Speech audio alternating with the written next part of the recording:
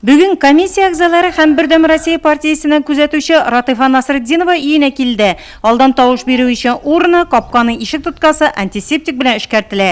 Өйдә тавыш бирү контактсыз. Өлкән кешене кесә телефоны аша чакырып чыгаралар. Бюллетень, перчатка, маска, ручка, антисептиклы салфетка һәм гариза салынган герметик пакет ишек тоткасына эленә. Комиссия ағзалары һәм тавыш бирүче арасында дистанция саклана. Бюллетеньгә алып үзегез тавышыгызны бирәсез. Ратифа Насретдинова сугышчы баласы, гомере буена хуҗалыкта эшләгән, әле дә бакчасында чәчәк үстерергә ярата. Сайлауларда актив катнашып килгән. Бу юлы вирустан куркып түгел, сәламәтлегем какшау сәбәпле генә бара алмадым ди Киекле авылының ак әбисе.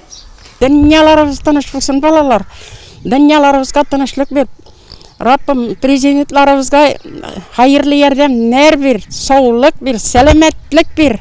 Аларга барыбызга да Раббим бергә яшәргә насыйп ит. Biz инде риза барсына да Аллага шөкер курыкмадык, без курыкмадык. Вирустан курыкмадык, әлхәмдүлиллаһи.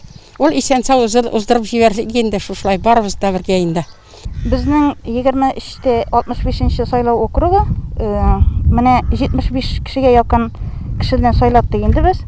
Но әле сайлатасы кешеләрбез бар тагын. Менә без бит инде өлкән кешеләргә киләбез күбрәк. Бюллетене тартмага чыгарып салгач, тавыш бирүче өйгә кереп китә. Шуннан соң тагын бер тапкыр урынына антисептик белән эшкәртелә. Өйгә килеп тавыш бирергә гаризалар өлкәннәрнең туганнарының һәм дәүләт хезмәте порталы аша кергән.